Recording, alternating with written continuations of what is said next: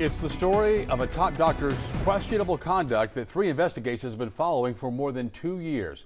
Dr. Anil Nanda led LSU Health Shreveport's neurosurgery department. That was until he was demoted in 2017. He left the next year to become chairman of an East Coast medical school's neurosurgery department.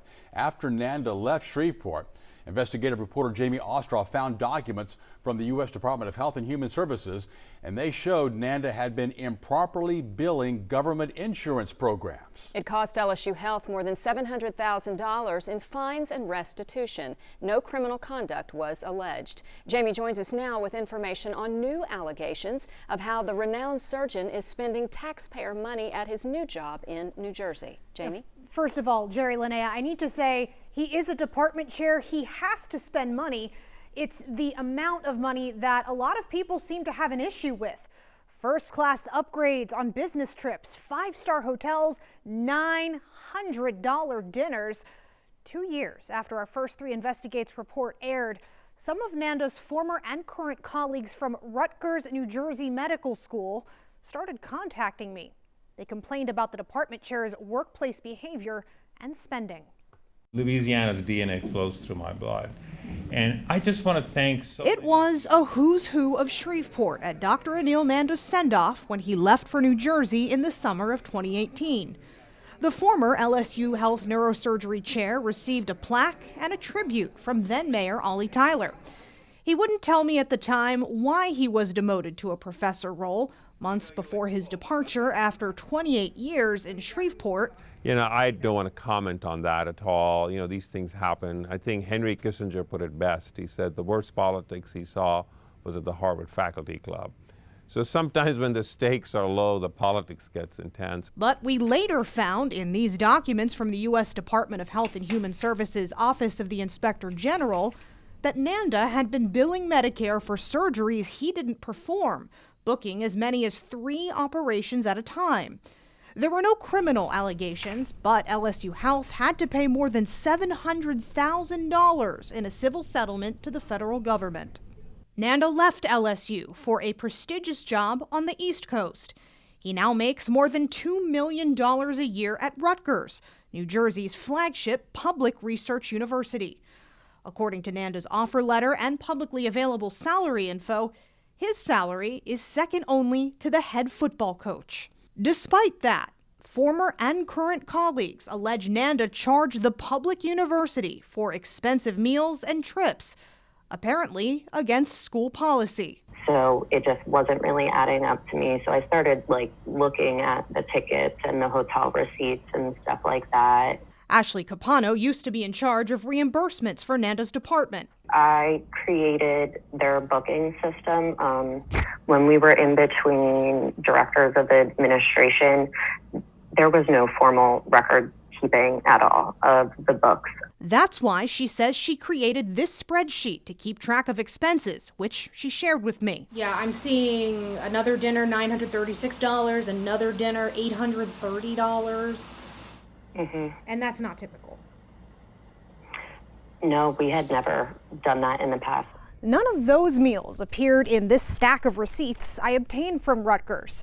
That might be because a private nonprofit group called University Physician Associates handles a lot of the neurosurgery reimbursements.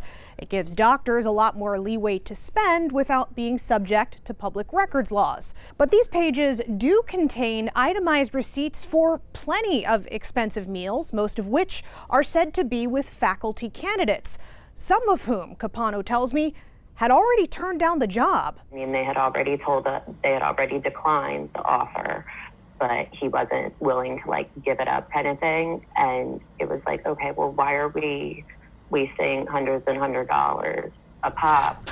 I found $54 fish, a $69 bottle of wine, $22 glasses of wine, top shelf cocktails, and a smorgasbord of appetizers.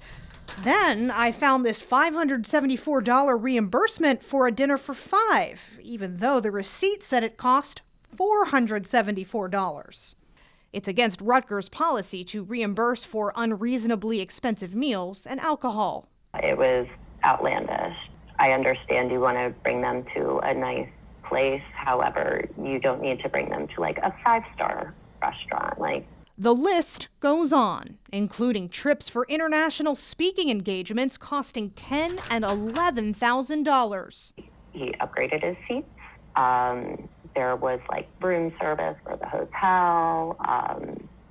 I think they even upgraded to a suite. I asked Rutgers for more receipts for discretionary spending and travel in the neurosurgery department. They told me those records didn't exist. Capano was laid off in 2019. Turns out she's one of dozens of neurosurgery employees I'm told either quit or were let go since Nanda arrived. I would describe it as an extremely hostile, toxic work environment where people were constantly under some form of duress.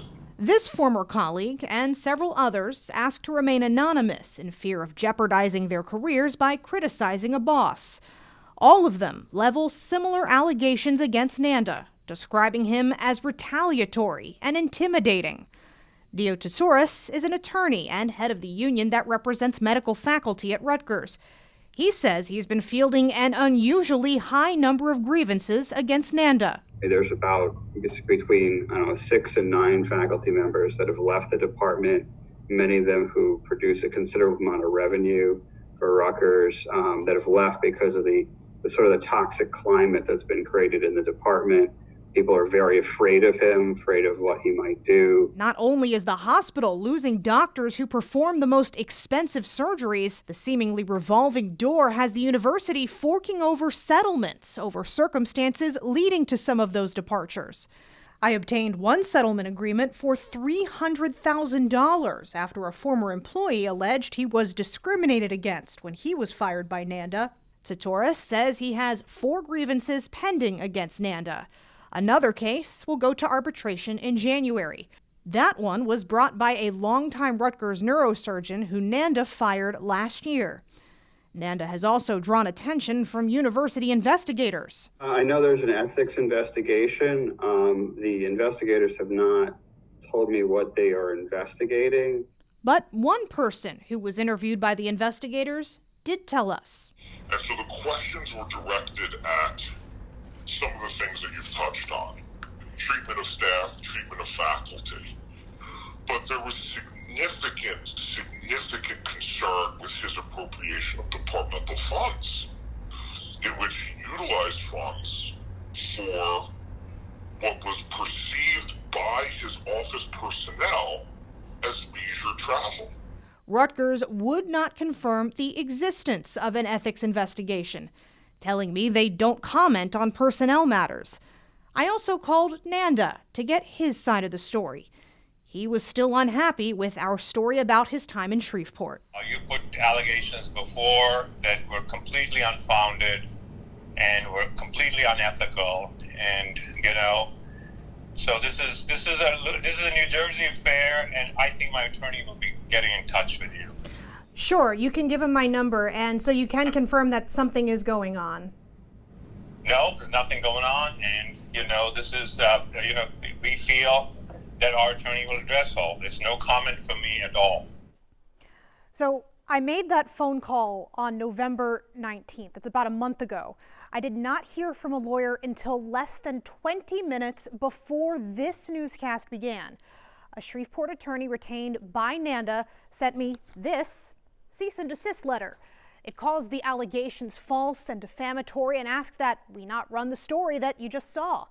We ran this story because we stand by the reporting behind it, and this is about public money. There have been no allegations of Medicare fraud, any sort of criminal activity going on at Rutgers. And meanwhile, LSU Health also declined to comment for this story. I am still working, though, to find out whether the Rutgers Search Committee knew about what happened here in Shreveport with Dr. Nanda before they decided to hire him. Well, Jamie, that is quite a story, and as was your first edition on this, and we thank you for following up on it.